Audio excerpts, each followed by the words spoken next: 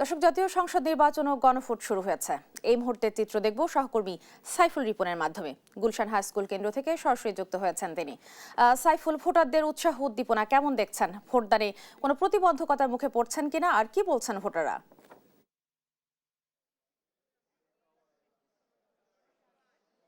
আমি এই মুহূর্তে রয়েছি গুলশানের model high school and college মাঠে, কলেজের সামনে, এবং ইতিমধ্যেই কিন্তু ভোট গ্রহণ শুরু হয়েছে সকাল 7:30 থেকে, এবং সেই ভোট দিতে কিন্তু বিপুল সংখ্যক ভোটারও উপস্থিত হয়েছে ভোট কেন্দ্রটিতে। এবং আমরা এখানে আসতে আসতে কিন্তু আশেপাশের আরও বেশ কয়েকটি ভোট কেন্দ্র ঘুরে দেখেছি, এবং সেই ভোট কেন্দ্রগুলোতে ভোটারদের যে উপস্থিতি, সেই উপস্থিতি কিন্তু সময় গড়িয়ে যাওয়ার সাথে সাথে কিন্তু উপস্থিতি বাড়ছে। এবং এখানে যারা ভোটাররা এসছেন তাদের সাথে আমরা কথা বলে যতটুকু জানতে পেরেছি, এবং তারা যেটি বলেছেন যে উৎসব মুখর পরিবেশে তারা ভোট দিতে পারছেন, এবং দীর্ঘদিন পরে তাদের ভোটাধিকার প্রয়োগের যে সুযোগ তারা পেয়েছেন তার জন্য কিন্তু তারা উচ্ছ্বাস প্রকাশ করেছেন। এবং আজকে এই Gulshan model high school and কলেজে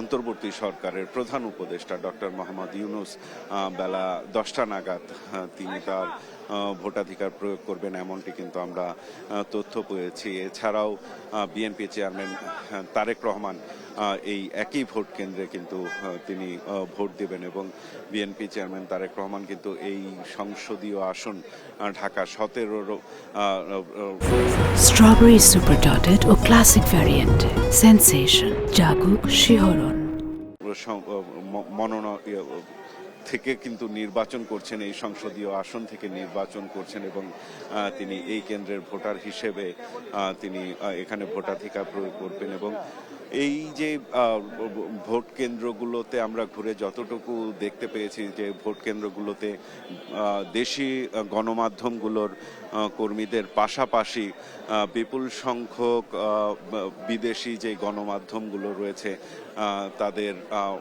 তাদের যারা কর্মীরা রয়েছেন তারাও কিন্তু বিপুল সংখ্যক উপস্থিতি তাদের আমরা লক্ষ্য করছি, এবং বিভিন্ন গণমাধ্যমের কর্মীরা এখানে কাজ করছেন এবং সংবাদ সংগ্রহ করছেন। এবং ভোট কেন্দ্রগুলোর যে আইন শৃঙ্খলা পরিস্থিতি, সেই আইন শৃঙ্খলা পরিস্থিতি নিয়ন্ত্রণের জন্য আমরা নিয়মিত আইন শৃঙ্খলা বাহিনী, পুলিশের পাশাপাশি র্যাব, এপিবিএন সহ বিজিবি সহ সেনাবাহিনীর উপস্থিতিও আমরা লক্ষ্য করছি। এবং ভোটারদের সাথে কথা বলে আমরা যতটুকু জেনেছি, তারা যে ভোটের পরিবেশ, সেই পরিবেশ নিয়ে কিন্তু তারা এখন পর্যন্ত তারা সন্তুষ্টি প্রকাশ করেছেন। এবং আজকে প্রায় 12,77,00,000 ভোটার তাদের ভোটাধিকার প্রয়োগ করবেন, এবং তাদের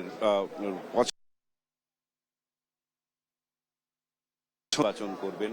এবং সার্বিকভাবে ভোটের যে পরিবেশ, সেই পরিবেশ নিয়ে তাদের মধ্যে কিন্তু সন্তুষ্টি রয়েছে, এবং তারা যেটি বলছেন, একটি উৎসব মুখর পরিবেশের মধ্য দিয়েই তারা তাদের পছন্দের জনপ্রতিনিধি নির্বাচিত করতে পারবেন, সেই প্রত্যাশার কথা কিন্তু তারা জানিয়েছেন।